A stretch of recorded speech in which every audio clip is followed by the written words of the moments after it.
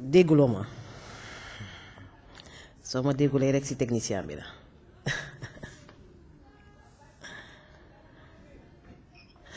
Voilà, donc bonjour à tous et à toutes. Très heureuse de vous retrouver en ce mercredi 30 avril 2014. Mandela Show qui démarre sur la fréquence 96.6 à Dakar et sur www.com.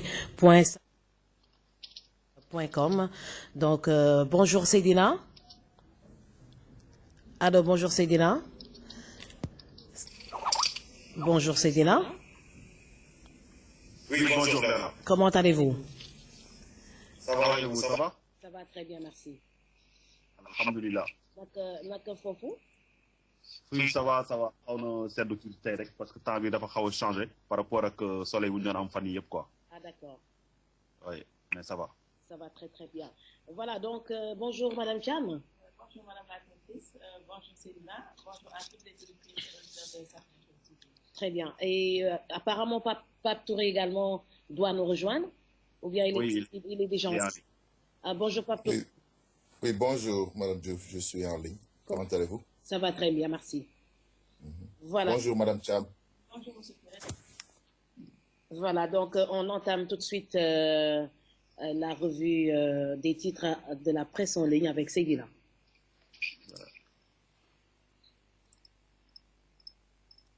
daal leen ak jàmm ñu ànd ak yéen xëy lu site internet yi xëyee mercredi 30 avril 2014 xalimasen.com dakaractu.com seneweb.com leral.com wala bi ci site internet doon ñu xamal nañu Serigne Modou Kara convoqué à la police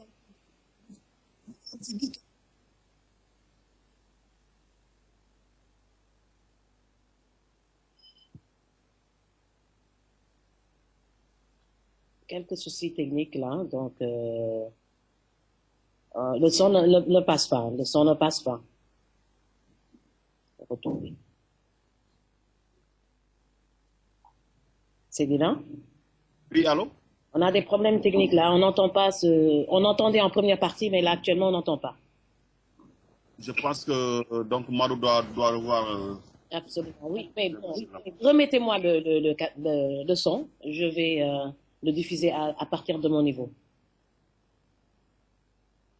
Essayez de remettre le son.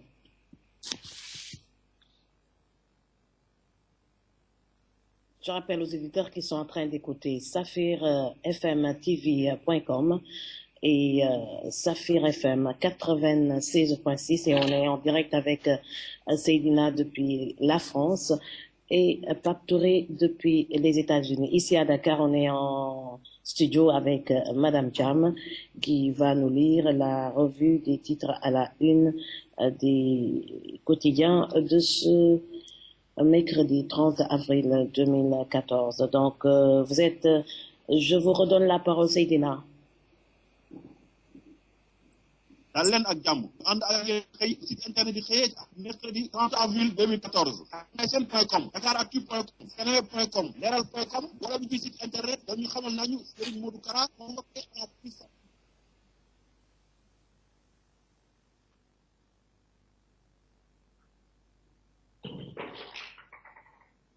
Je pense que vous allez essayer de nous dire ce que vous avez dit dans la revue des titres à la une, puisque le son coupe encore. Et on n'a pas de problème d'internet à notre niveau. Seydina. Oui. waaw jéemal ñu wax rek lan nga ci wax parce que affaire bi coupé waat na te problème amuñu problème. comme li ñu wax comme li nga xamante ni voilà dañ ci revenir vite fait comme li nga xamante ni moom la site internet yi xëyee tey mooy li nga xamante ni convoqué woon nañu ko Serigne Modou Kara démb ci police centrale. son chef de sécurité ñu convoqué woon ko ci police parcelle. mais finalement dafa mel ni dañu xoolee dafa mel ni Serigne Modou Kara moom ci moom mujj convoqué commissaire police centrale ci këram. parce que bu ñu xool audition foofu la amee ça a duré une trentaine de minutes. ñu ngi wax ne affaire tenue yi nga xamante ni moom la ces agents de sécurité yi ñuy sol day fa xaw a niróo ay tenue commando. donc dañ xam nga dañ koy aaye ci Sénégal ngay sol ay camouflage ay uniforme yu armée bi. donc moom nag nee na ba ñu xool sax nee na li gaayam ji neen jox ay costumes yu gën a moderne comme ça ñu xam mais nee na affaire yëpp.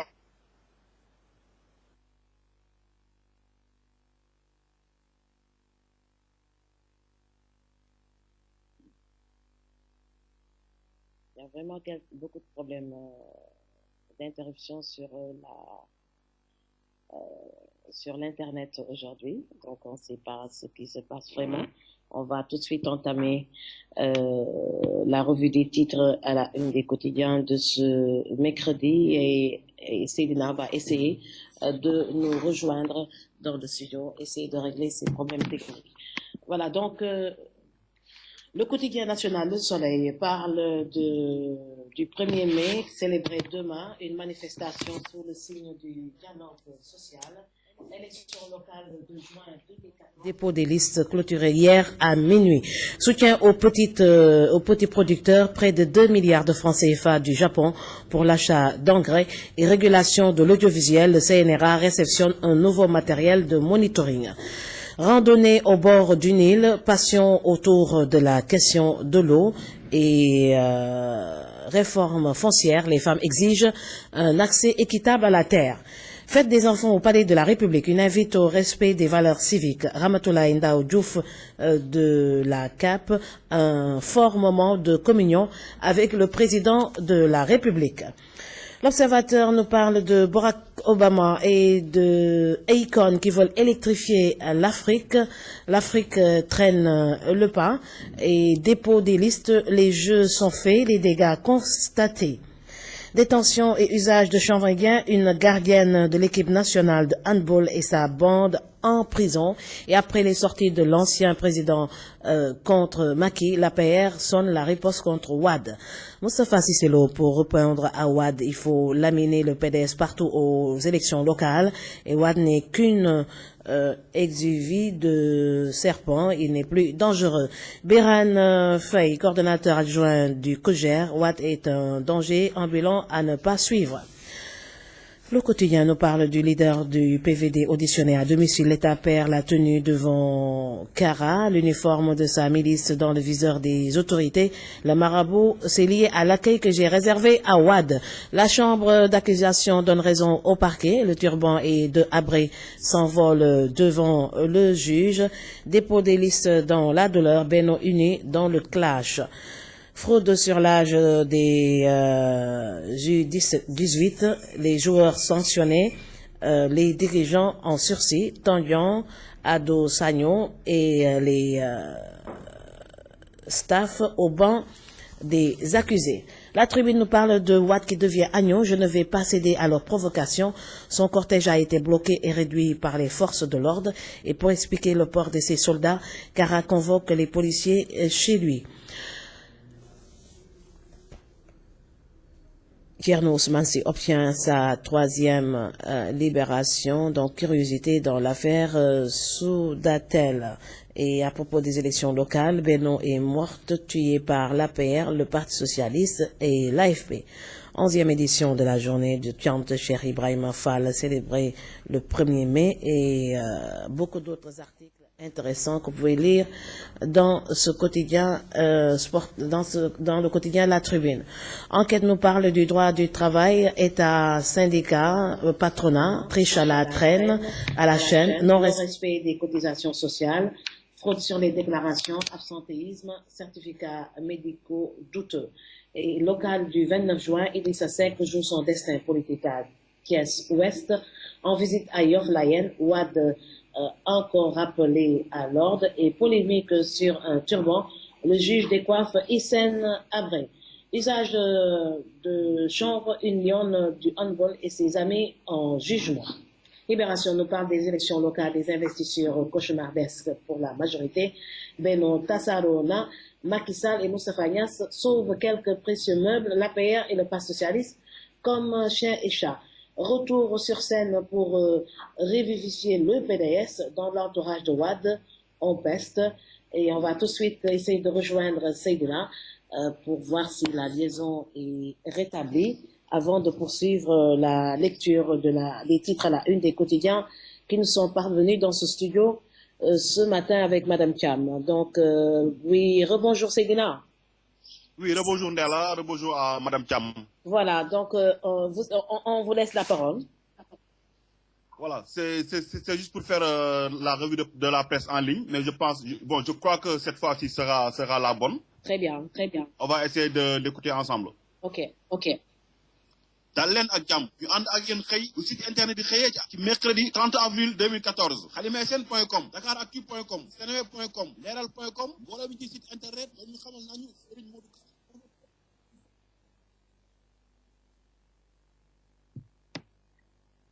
Voilà, donc il y a des problèmes. Il y a des problèmes, Céline. Je pense qu'il y a un problème. Chaque fois, c'est au même niveau. Oui. Voilà, donc ça c'est à revoir, quoi. Voilà, c'est à revoir. Je ne sais pas si Madou intervient techniquement ou bien, je ne sais pas, qu'est-ce qui se passe. Bon, donc c'est vous qui l'avez conçu, donc vous pouvez parler. Voilà. Donc, ce que j'ai relaté, c'est juste ce que la presse en ligne a fait ce matin. C'est juste la convocation de Serigne Modou Kara au commissariat central. Finalement, c'est le commissaire lui-même qui est venu chez lui pour faire cet entretien qui a duré une trentaine de minutes. Très bien. Voilà.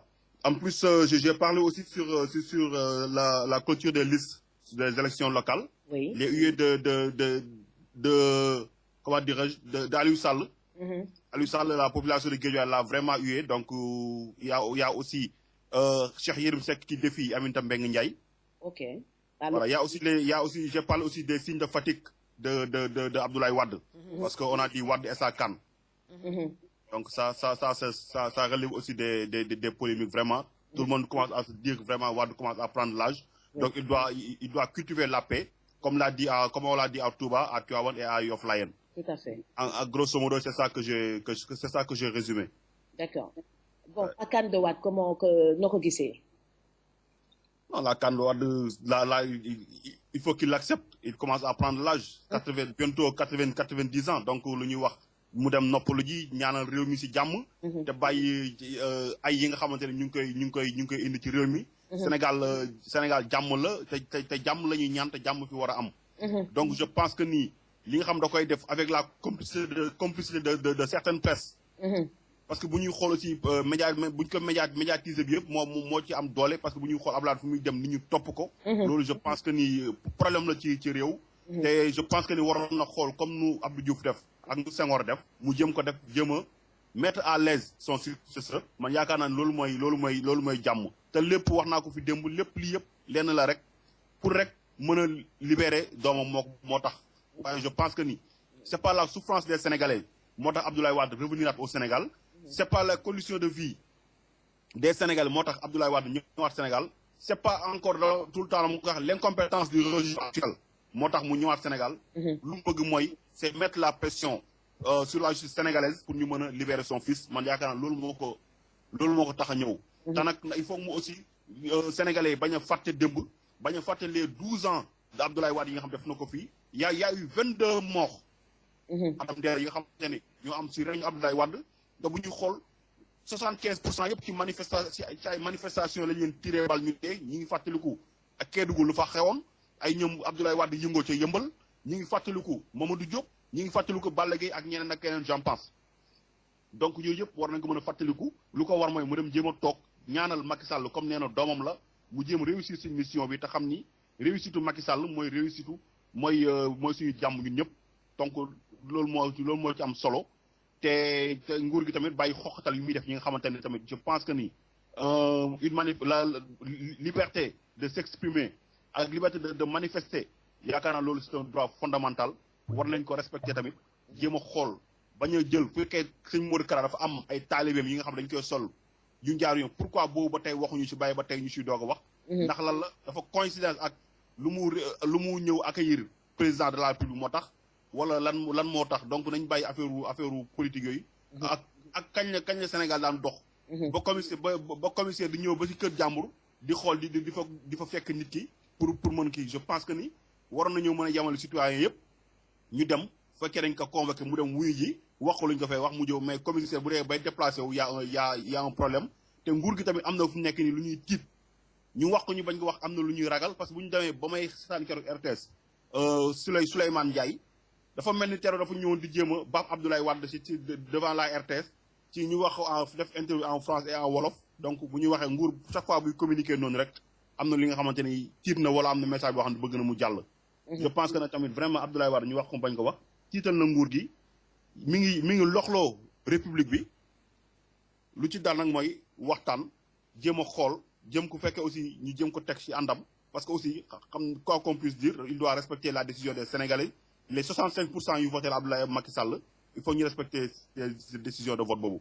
tout à fait donc nag wat lu ko waram mooy na toog jéem a ñaanal réew mi.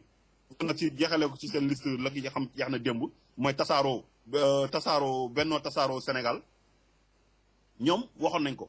élection locale moo leen fi bàyyi woon rek déjà fi mu nekk ni wane nañ ko wane nañ seen mëni nee nañ ni kenn ku si nekk tey jii ñoom seen bopp gëmuñu Benno Bokk Yaakaar gëmuñu ko woon ku nekk sa bopp nga doon doxee. parti socialiste la preuve en est que mi ngi nii Dakar fi mu nekk ni fu Benno Yaakaar taxawal parti socialiste lañ fa am comme adversaire donc y a un problème. donc yéen ñi nga xamante ne yéen allié président il est temps ngeen wax président dëgg ngeen jéem a tas seen Benno Bokk Yaakaar woowu yéen ngeen jéem a créer benn forte allié bu présidentielle comme ni ko CAP 21 amee woon ngeen jéem a taxaw li mel noonu mais Benno bi moom xam leen ni ñu fi nekk ñëpp kenn ku si nekk yéenewul sa morom jàmm te kenn ku si nekk fauteuil boobu Macky Sall toog moom la bëgg. voilà donc léegi li nga wax li ma si gën a njëkk attirer sama attention dans su fekkee temps bi permettre na nga déglu ma. mooy Abdoulaye Wade qui commence à manifester des signes de fatigue. Oh, écoute, tout être humain, même les jeunes dañuy sonn campagne électorale dafa métti c'est comme s'il était en campagne donc commencé na dem nuyu ji les autorités religieuses c'est comme s'il est en campagne électorale et ça c'est extrêmement pénible et douloureux surtout pour une personne qui est âgée de plus de 80 ans day métti ah souligner ko kam benn problème bu am importance mooy la presse découvrir systématiquement tout déplacement de Wade et qui le fait parfois en direct même à la radio et ça peut poser également un problème parce que loolu da koy non seulement da koy dopé et physiquement il peut plus faire ce qu'il faisait à l'âge de 40 ans 50 ans 60 ans 70 ans voilà donc là staffam d'ailleurs ñoo war a lui il a commencé à tirer sur la sonnette d'alarme en se déplaçant avec une canne ça veut dire qu'il est fatigué donc il est fatigué il faut bien qu'il se repose et déjà son jóge nu mu jógee France ñëw Sénégal c'était tellement fatigant mu ñëw bëgg a enchaîner il a été effectivement comme je l'ai dit dopé par la foule bon je suis venu pour reprendre le pouvoir mais après au fil des temps au fil des jours il va se réaliser que pour reprendre le pouvoir il faut beaucoup d'énergie positive man je pense que bu fekkee ñoom bëgg nañu Abdoulaye Wade dëgg waaw buñ ko xoolee dëgg démb nu mu wàccee si ba muy dem ci kër laay ni dëgg ne peut plus se tenir sur ses deux jambes oui il a fallu mu wut benn canne pour s'appuyer oui donc je pense que nit ki nag sa bët suufa ngi si ku la bëgg la koy wax wala sa doomu ndey la koy wax wala ku la jege waaw repos bi moom bu fekkee bëgg nañ ko nañ na ko maam booy demal nga noppalu ji wala nga xool li ngay régler fii nga régler ko nga demaat tëdd France ba noppalu ñaanal réew mi loolu mooy jàmm. J'ai d'enchaîner il peut espacer des déplacements s'il tient à partir s'il tient à se déplacer mais soo ko bëggee enchaîner ñun xale yi suñu enchaîner déplacement dañuy tas à fortiori. yow yaa ngi nii boo jógee Dakar dem Fatick boo ñëwee rek sonn sa baat bi dee. à fortiori Abdoulaye Wade donc c'est vrai qu'il faut qu'il se calme. Ah ouais. On a besoin de lui donc on a besoin de lui donc avant il faut qu'il se calme qu'il se repose surtout et que àddina bi jeexul tey na cultiver la paix jàmm. en tout cas man daal bu doon may Macky Sall muy jël jox ko papi de la nation. mu toog ñaanal réew mi mu nekk le papi de la nation. waaw ça va bien se passer voilà comme tur la bëgg rek naan dara nañ ko teg dara ci loosam rek mu jeex. xam nga maam booy da nga koy joosal góor rek jox ko ne ko maam mëqal noppil. jeex na waa jàmm na ñooy waaw. voilà maa ngi gërëm ñëpp di sant ñëpp aussi ci di leen jox daje ba vendredi incha allah di tàggu madame Thiam ak Madou technicien bi ak monsieur Touré. voilà très très bien donc ma enchaîne monsieur Touré s'il est toujours en ligne monsieur Touré. Oui, madame, je suis en ligne. Comment allez-vous? Ça va très bien, merci. Comment allez-vous? Ça va très bien. Et à New York, il fait quelle heure là-bas? Je suis à Charlotte, en Caroline du Nord. Ok. Il fait quelle heure là-bas? Là, il fait 5h22 du matin. Waouh, vous êtes levé très tôt là. Oui. Ok. Alors, sa xalaat si dégg nga lu Seydina wax sànq si la une des titres de la presse en ligne là actuellement wax ñu ngi lay déglu yow nag sa xalaat tey si bés bi tey. Ouais. Ok, il a parlé de Abdoulaye Wade qui apparemment est acculé par le poids de l'âge. Te xam nga rek, il joue son va-tout et c'est avec l'énergie du désespoir. Et je pense que am na lu Bob Marley mës a wax nee na on ne sait jamais à quel point on peut être fort jusqu'au jour où être fort est notre dernier recours. Donc il fait ceci pour son fils xam nga dafa comprendre ne le fer il faut le battre chaud quand il est chaud. Léegi comme il vient d'arriver donc il y a un engouement médiatique boo xam ne moo ko topp léegi il essaie de vraiment capitaliser sur ça. moo tax il a fait toutes ces visites de proximité yóbbaale ñëpp pour affaire bi pour engouement bi bañ a wàcc parce que il a été président du Sénégal pendant 12 ans. xam na ne suñu attention du yàgg. xam nga donc gars yi fi mu ne dañ ko namoon tout le monde est Abdoulaye Wade derrière lui léegi nag il essaie de vraiment maximiser la durée bi nga xam ne moom la nit ñi di ko jox attention pour wane qu'il représente encore quelque chose dans ce pays. te loolu je pense que c'est pour se donner une force boo xam ne aux yeux des autorités mooy kii il va falloir que ñu xam ne il compte toujours. Et je pense que cette force loolu la bëgg a def comme un outil de marchandage pour peser sur le truc de Karim sur le procès de son fils. Donc man loolu jàngat boobu laa ci jëlee quoi. D'accord. Maintenant, Benno, qui à peu près apparemment qui s'est un peu disloqué avec les locales, avec le dépôt des listes, lan mooy sa xalaat? Moi, je pense que loolu ce n'est que la partie visible de l'iceberg. Parce que Benno n'avait pas sa raison d'être au soir des élections. Parce que Benno, son objectif, c'était de remettre le Sénégal sur les rails. Et puis contrer Abdoulaye Wade mi nga xam ne dafa bëggoon ñëw ak beneen mandat boo xam ne la constitution sénégalaise ne lui permettait pas de faire cela. Léegi bu ñu ñëwee ay nit ñoo xam ne nous avons tous des idéologies politiques qui sont différentes. Il y a des socialistes dedans, il y a des libéraux yi sax amoon na ci benn groupe avec Rewmi et puis l'APR. ñu ñëw avec l'AFP et tout le monde ñëw xeexoo ils se sont unis. Soi-disant pour le bien du Sénégal bu ñu ñëwee ba nga xam ne la mission bi ñu doon def muy maanaam fexe ba Abdoulaye Wade du jàll pour un 3e mandat bu nekkee mission boobu jeex na ils auraient mieux fait de dissoudre benn ku nekk dem sa côté xam nga le président on le laisse présider aux destinées du Sénégal ñi ci des s'il veut se constituer en une opposition forte ba pare liggéey parce que une nation mënul dem te bu am opposition bu jaar yoon. Le président mënul jël ñëpp bëgg far ak moom parce que loolu boo ko defee quand il y a des dérives wala bu dëgg amul kenn du taxaw di la ko wax parce que ce sont tes alliés. Et ils vont pas duñu blâmer loo xam ne ñoom ñi ngi ci biir. xam nga loolu nag c'est le problème du Sénégal c'est le problème politique du Sénégal dañu bëgg ñun ñëpp ku nekk far fenn mais bu élection ñëwee léegi nag par miracle ñun ñëpp ñu tasaaroo ku nekk commencé gis say différence su morom wala problème yi sa morom am yëpp nga commencé ko gis. Alors que bu élection yi jeexee on se regroupe tous pour gouverner te loolu baaxul ci dëkk. Il faut que ñu def ay objectifs yoo xam ne dafa leer bàyyi nit ki mu jiite. léegi bu demee ba nga xam ne nag mën na jiitewul wala li muy def du noonu les gens ils se constituent en opposition xam nga def benn équilibre boo xam ne mooy avancer loo une démocratie. waaye bu ñëpp faree donc loolu problème boobu lay indi léegi ils vont pour man c'est une arnaque. Parce que dinañu xaar encore ba élection jot léegi après ku nekk tas taxaw di wax sa boor léegi il y aura jamais une 3e alternative au Sénégal. Voilà, donc on va maintenant tout de suite enchaîner avec la suite de la revue de la presse avec Fatou Thiam. Vous restez en ligne? Oui, je reste en ligne, volontiers. Très bien, très bien. Voilà. À la une de Direct Info, Apertos, le mandat d'arrêt international contre Keba Kende inexistant, Interpol demande la justice. Convoqué puis auditionné chez lui, car a donné sommet de déshabiller ses soldats. Comme à Touba et Tivaouane, le calife des Layènes invite Wade à la paix. Le 1er mai au Sénégal, une fête aux allures folkloriques. Local à Guédiawaye, Komagnas et à plier Malik Gakou. Espoir de paix en Casamance, Salif Sadio décrète un cessez-le-feu. À la une de l'AS, la coalition présidentielle en 1000 morceaux, dont presque tous les pays puffés de la boulimie de la paix. Début de la fin de Benno Bokk Yakaar. À Dakar, c'est partout PS contre APR. Thiès, Talla Sylla rejoint Idy. Une bataille épique au nord, à l'est et à l'ouest. Ziguinchor, toujours, Baldé se renforce, l'APR implose. À la Gueule Tapée, Youssou Ndour renonce à Bass Ndao, monte au front. Présentation de condoléances au Khalif El Layen, Wad invité à œuvrer pour la paix. Affaire Karim Wad El Akray, la radiologie du monde de Macky Sall à l'Union africaine. À la une du populaire, série de rencontres entre gouvernement et boulanger vers une nouvelle baisse du prix du pain. Dépôt des listes pour le scrutin du 29 juin. Le Benno bute sur les réalités locales.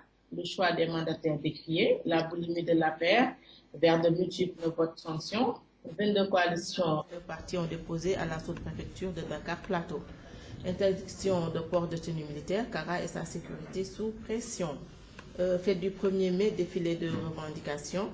Contre les pratiques malsaines, le port d'habits indécents, des petits-fils de Cheikh Ahmed Tidjane Chérif interpellent les autorités. À la une de Walfadjri, accord avec les autorités, Kara déshabille sa milice. Journalistes, sages-femmes, policiers, pourquoi ils sont mal aimés? 9 heures entre ciment, béton et fer, dur d'être oublié à Dakar. Chute du cours des intrants vers une baisse du prix du pain. Athlétisme, le grand meeting de Dakar hypothéqué. À la une de Sud Quotidien, dérive dans la presse, le CORED met en place le tribunal des pairs. Clôture dépôt des listes électorales, Benno dans la division économie pour sécuriser leurs investissements et promouvoir le produit. Les boulangers s'assurent. Société, régulation du milieu audiovisuel, le CNRA se dote d'un nouveau logiciel. Société toujours, port d'uniforme par sa garde rapprochée. Cheikh Modou Kara entendu par la police. À la une de Stade, le quotidien du sport, basket contentieux avec le Duc, Uzo menace de se retirer des compétitions. Ligue des champions, demi-finale retour, choc sulfureux à 18h45. Toujours sport, Ligue des champions, demi-finale retour, les Real humilient le Bayern à Munich. Amara Traoré, coach, je suis toujours en poste. Voilà, Madame la directrice, ce qui fait la suite de l'actualité. Voilà, donc on va tout de suite enchaîner par le grand waxtaan matinal. Waaw tey moom presse bi moom xëy na dañuy fàttali que le 1er mai c'est la fête du travail loolu moom suba la donc suba daanaka férié la fii ci Sénégal mu nekk lu am solo ndax partout dans le monde le 1er mai dañ ko jagleel liggéeykat yi xam ne chaque jour dañuy jóg di dem liggéey waaye nag rajo yi télé yi moom dañuy continuer di émettre rajo yi télé yi dañuy continuer di émettre ndax suñu ko defalee du sotti donc li ma gën a nag attiré tamit sama attention dépôt des listes yi moom def nañ ko depuis démb clôturé nañ ko à minuit le 29 avril loolu la ñuy wax rek lu tëgg tas ndax jusqu'à la dernière minute il y a des personnes qui pensaient qu'on allait reporter les locales. Finalement, la dernière semaine, bon, les gens se sont rendus compte que c'était la bonne et qu'il fallait se pencher sur les dossiers. Et hier, tous les états-majors, partout, au niveau des partis, les gens ont travaillé, ont bûché, comme on a l'habitude de dire, pour déposer au plus tard, à minuit, pour ne pas être clos. On est clos am solo. Donc, pendant que Abdoulaye Wade faisait sa tournée vers auprès des chefs religieux, parallèlement, les gens étaient en train de se battre pour être dans les listes, pour dugal génne fii lu mu jur lan la jur léegi fu mu ne nii Benno Bokk Yaakaar bi àndoon si législative yi finalement mujj ñoo ànd si local yi li si jot am yépp gis nañ ko parti social yi daanaka moo si gën a beddeeku AFP moom accroché wu na si APR apparemment un peu partout ànd nañu s'il y a peut-être que quelques résistances quelques dissidences bëriwul. Par contre, le Parti socialiste, ici à Dakar, Khalifa Sall dafa séparé ak Benno Bokk Yaakaar def sa propre liste. Un peu partout, gis nañu am libération moo waral mu titré élection locale des investitures cauchemardesques pour la majorité Benno tasaaroon. Bon, l'APR et le Parti socialiste comme chien et chat et en face, le président, l'ex-président de la République Abdoulaye Wade, qui a continué tranquillement à faire sa tournée de ces chefs religieux. En fin de tournée maintenant, ñëpp remarqué nañu qu'il était fatigué comme tout être humain, en nit moom de machine. C'est pas possible que le président jóge ci benn voyage reposé wu sa benn jour enchaîné par Touba, à Tivaouane, def des condoléances un peu partout en cours de route, terminé par les Layènes. On pense qu'aujourd'hui quand même il va se reposer. Parce que s'il ne se repose pas, il va frôler la catastrophe et ce serait vraiment dommage. Hein? Il faudrait que la raison revienne sur le président de la République, Abdoulaye Wade, pour mu xam ne nit du machine et que ful bi lu mu doon dopé.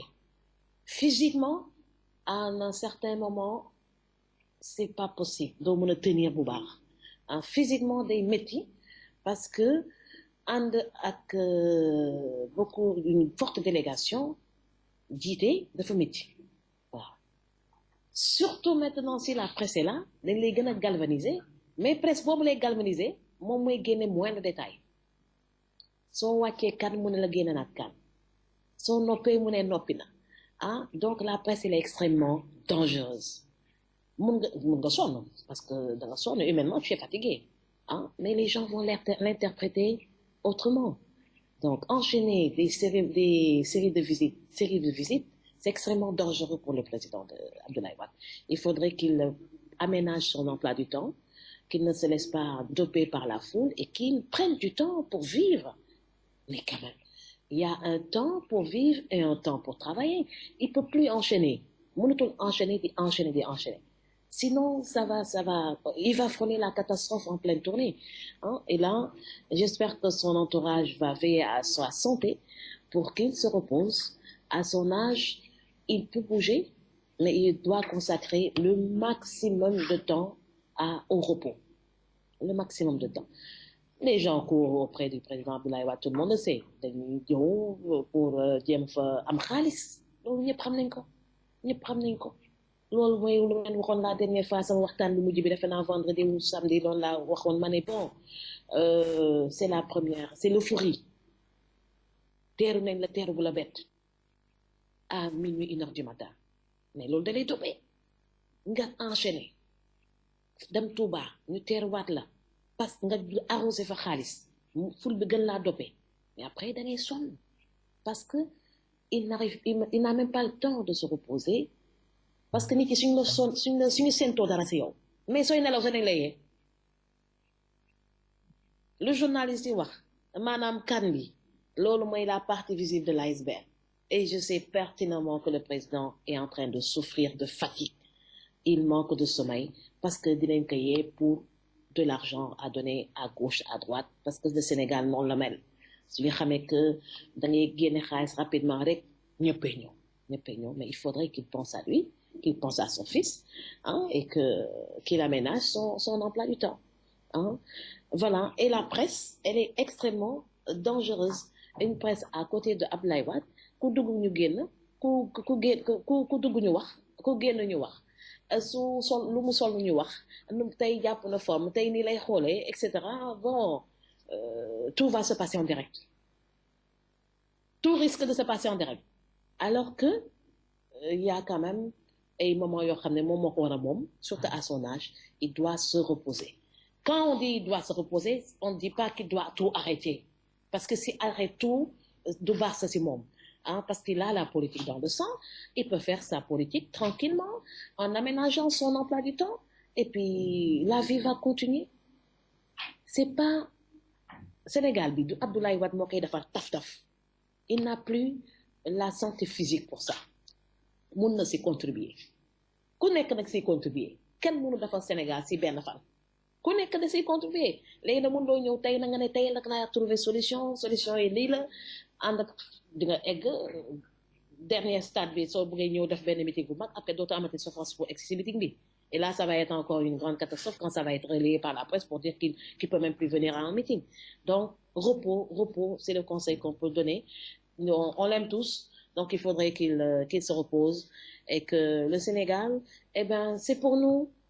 c'est pour nos enfants et ñun ñoo war a am jom defar ko ñun ñoo war a lëkkaloo defar ko suñu maam yi dañu war a jàppale ci xel ak xalaat mais mënuñu jël suñu place pour defar Sénégal ce n'est plus possible dafa am benn âge boo xam ne da nga siy liggéey pour defar Sénégal am âge boo xam ne da ngay joxe xale yoon bi di joxe conseil ñin nag xale yi quand je dis ñun xale yi les 40 ans 50 ans 60 ans ñi nga xam ne dañuy dëgër ñoom ñoo war a nag dugg ci langue bi de développement du ma wax sa langue politique mooy langue de développement l'esprit d'initiative les hommes politiques dañu war a am esprit d'initiative dem sur le terrain créer des entreprises pour les jeunes nom de Dieu am na lu bëri lu ñu seetlu ci hommes politiques yi seen bopp rek la ñuy xalaat dama bëgg a nekk ci telle liste pour jàll comme ça dina am telle indemnité doo dégg ñu ne damay dem fii pour créer telle entreprise pour des jeunes il faudrait que les hommes politiques qui sont nombreux s'orientent vers la création d'emplois. C'est pas seulement l'affaire de l'État. L'État va les encadrer, mais il faut que nous orienter aussi création d'emplois. Local, c'est le moment idéal pour sortir les projets de développement, avec les jeunes, avec les femmes, avec les personnes du troisième âge, parce que dès qu'il y a une fatigue, pratiquement tout est à refaire. Il y a tellement de choses. Usine glace, transformation des produits halieutiques. Il y a tellement de choses, des logements sociaux, il y a tellement d'espace qu'on peut faire là-bas. Sur des métiers, la même chose. Sur des métiers Saint-Louis, il y a énormément de choses qu'on peut faire avec les collectivités locales. Là, avec l'acte 3 de la décentralisation, on veut, des Sénégalais de type nouveau, mais on veut des politiciens, des politiques de type nouveau, créateurs d'emplois. C'est pas seulement l'affaire de l'État. Hein? Donc, tey waxtaan bi Touré, j'espère que yaa ngi toujours en ligne. Tey waxtaan bi foofu laa koy accès. Donc, dit conseiller le président Abdoulaye Wade d'aménager beaucoup de temps de repos dans sa semaine. Hein? Et que du moom moo mën a defar actuellement Sénégal, c'est pas possible. Mag na léegi loolu surtout quand il se déplace avec la presse. Et la presse est très dangereuse. Quant à maintenant les politiques actuellement qui se sont tous inscrits sur les listes, qui sont investis, ils doivent penser à développer le Sénégal. C'est pas seulement l'affaire du président de la République, c'est l'affaire de tous les hommes politiques. C'est création d'emplois, créer des entreprises pour les jeunes, pour les femmes, pour les personnes du troisième âge, pour développer le Sénégal. Fait que vous, en Caroline du Nord, mais les hommes politiques également, c'est pas seulement des politiques, ils travaillent, ils font travailler des jeunes. Fii nag moom da ngay gis les gens dañuy xaru coow li yëpp mooy dama bëgg a nekk conseil pour am cette indemnité, mais ils vont pas se battre pour mettre en place un hôpital qui va ouvrir rapidement ses portes. Ma delloo le cadre bi laata ñuy teg émission bi Pape Touré. waaw d'accord maa ngi lay gërëm donc maa ngi dégg li ngay wax par rapport à la politique, mais xam nga dëkk boo demee ba nga xam ne politique mooy un acteur de développement, il y a un problème. Parce que ce n'est rien de neuf. Xam nga Sénégal nit ñi dañuy dugg ci politique bi pas par conviction, mais dañuy dugg ci politique bi parce que y a un terrain boo xam ne politique alimentaire moo fa am. Xam nga nit ñi bu nekkee bokk ñu ay idéologie, mais kenn mënul demal sa bopp, il faut nga ñëw bokk ci ay liste yu mel noonu di ut ay des places de conseiller wala des places de maire wala des députés, alors que yow ki lay investir ak yow bokk leen fi ngeen jëm. Donc loolu day nekk politique alimentaire, et ça c'est ça le problème du Sénégal. Xam nga dëkk liggéey moo ko yore, mais on ne peut pas être en campagne électorale toute l'année. Ba pare xalaat ne Sénégal dina mën a jëm kanam. Man fi ma nekk fii, je sais pas pour vous, mais fi ma nekk fii aux États-Unis, les politiciens ñu ci bëri bu ñu dugg ci politique sax, ils ont déjà leur carrière à côté. Ils ñoo xam ne ay docteurs lañu, y en a qui sont des avocats, y en a qui sont, tu vois, y en a qui sont des hommes d'affaires. Donc am nañu seen carrière ba pare léegi bu ñu duggee ci politique bi bu nekkee liñ ciy séntu mi ngi ci wala liñ ciy séntu bu ci nekkul wala ñu perte élection, ils n'ont aucun problème à reprendre leurs habits et puis dellu dem ca la ñu nekk. Mais Sénégal da nga gis ñoo xam ne dañuy ñëw ci politique bi alors qu'ils n'ont pas de carrière parallèlement. Wala aussi bu ñu amee carrière bu parallèle gis nañ ne politique bi yomb na boo xam ne ils auront du mal à retourner ci la ñu nekkoon parce que boo toogee fii millions yi di dugg milliards yi di daanu te amul benn conséquence et benn répercussion tu peux du jour au lendemain devenir milliardaire sans que ñu def ay enquêtes sa kaw xool xaalis fu mu jógee fu mu jaar wala des audits yoo xam ne c'est des audits qui sont neutres amul ay parparloo donc ce serait suicidaire de retourner à un salaire boo xam ne salaire bu yem la alors que tu peux rester ici dans la danse di transhumé di jógee parti bi dem parti bële te lekk ci milliards yi comme tout le monde voilà c'est ça moo waral et pour pas oui et pour parler d'Abdoulaye Wade il fait les choux gras de la presse xam nga aussi notre presse dafa nekk presse boo xam ne c'est une presse qui est très paresseuse duñu liggéey quoi ñoom dañu bëgg que tout soit xam nga ils veulent juste être mis devant le fait accompli bu dara amee ñu jox leen ñu ñëw rek reporter et puis doo sa enquête doo def benn genre travail pour dellu ci ginnaaw tu vois càmbar tu vois les éléments de ce qui se passe xool li xew mais ku mel ni Abdoulaye Wade boo ko toppee 24 heures sur 24 tu auras toujours quelque chose à écrire donc c'est juste c'est l'aspect commercial qu'il favorise moo tax ñu topp ko noonu rek tu vois pour wax li muy def yëpp voilà donc c'est très bon c'est bien vu hein c'est bien vu ñoo bokk xalaat dans si waxtaanu tey bi donc mu nekk lu am solo donc duñu def lu dul bàyyi la ba demain d'accord amul problème voilà donc chaque waaw voilà sa waxtaan maa ngi koy rafetlu trop dal na bu baax sax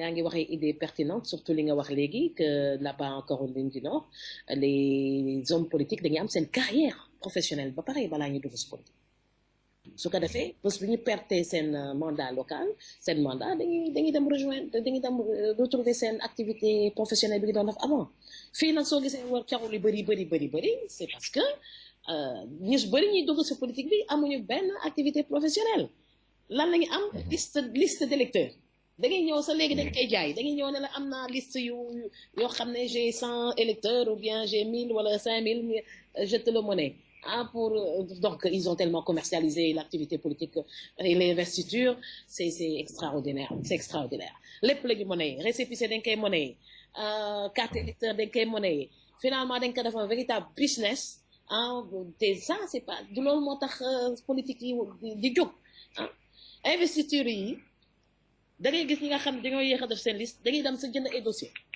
tu imagines donc et ça ceux qui se battent pour être devant la plupart comme vous venez de le dire dañu amul activité professionnelle loolu rek la ñu yaakaar su ko defee ku leen deful ci kaw mu jaral leen ñu def seen liste parallèle wala ñu jaral leen wax bu ñaaw ba affaire ya tas donc Benno Bokk Yaakaar actuellement c'est pratiquement disloqué parce que bon les gens s'accrochent à des postes ils s'accrochent mu jaral leen lu ne maintenant les dégâts cette semaine à partir du 1er et la semaine on va observer la réaction du président pour voir comment il va réagir s'il va dire la vie va continuer ou bien s'il va prendre des mesures de développement pour essayer d'insuffler un souffle positif actuellement parce que le Sénégal en a besoin.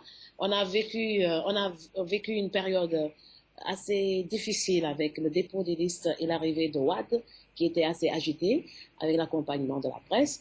Maintenant, on va vivre une autre semaine d'accalmie de raisons pour prendre des décisions comme quoi qu'il fallait laisser Abdoulaye Wade venir et alors. Donc, il est venu. Maintenant, la vie va continuer. Et le seul maître du jeu terrestre maintenant, c'est le président de la République, Macky Sall, qui doit faire des analyses pertinentes de la situation et nous apporter quelque chose de neuf. On a envie d'avoir quelque chose de neuf pour développer ce Sénégal. Parce que il en a parlé à Kédougou.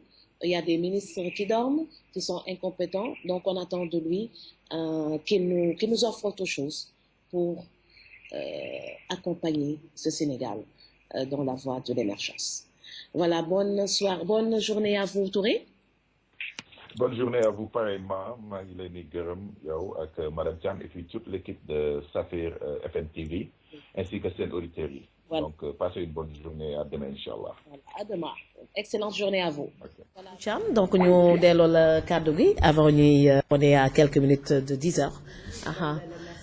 merci à monsieur Touré et à Seydina waxtaan bi rafet na donc man même gis-gis laa ci am président de la République maître Abdoulaye Wade ñëw na mais wane na coono donc loolu ñëpp constaté nañ ko donc mais est-ce que dina arranger aussi waa PDS ñu bàyyi ko mu noppalu parce que nag Abdoulaye Wade li muy andi ci opposition bi dafa am solo donc ñoom ci seen camp la des ñu xool ndax Abdoulaye Wade dafa war a noppalu wala dafa war a ànd ak ñoom ci combat politique bi nga xam ne moom moo nekk Sénégal loolu dañuy bàyyi suñu ci li ci kanam li ñu naan li ci kanam raw li gët ñu xool nan lay demee également ci local yi les jeux sont faits donc ambition personnelle yi gis nañ ko mais également les jeux tout est possible apparemment. regroupement de suivi aussi gis nañ ko jeux nag sont faits dañuy xaar après local yi ñu xool mais li am solo de dafa am solo dal dafa am solo dal am solo daal mooy quels que soient les résultats quelle que soit la situation su jàmm amee ba pare nañ dem defar gox-goxaan yi donc loolu mooy li am solo opportunité yi ñu ngi ci gox-goxaan yi mu ngi ci localité yi donc défi bi daal war nañ ko relever donc président de la République mi nga xam ne mu ngi ñuy déglu am na ci wàll population am na ci wàll société civile bi am na ci wàll donc nañu liggéey Sénégal ñu ñoo ko moom dañ ko war a liggéey de manière propre li nga wax léegi est-ce que PDS dina nangu Abdoulaye noppalu ko mais ils sont obligés d'aménager son emploi du temps sinon ils vont frôler la catastrophe. L'être humain doit se reposer 8 heures minimum plus tu prends de l'âge li nga war a reposer dafa war a gën a bëri alimentation dafa war a normal donc ils vont pas laisser le président Abdoulaye Wade di chaque jour ak benn sortie externe mais sinon c'est une catastrophe en direct. Il faut impérativement qu'ils aménagent son emploi du temps. Il peut faire sa politique tranquillement, doucement, sans pour autant être visible tous les jours en externe. Quand je dis en externe, mais sur le terrain. Sur le terrain dafa métti si ñun sakatuma mag bu am plus de 80 ans. C'est pas possible. Maintenant, jox na leen benn souffle bu bees.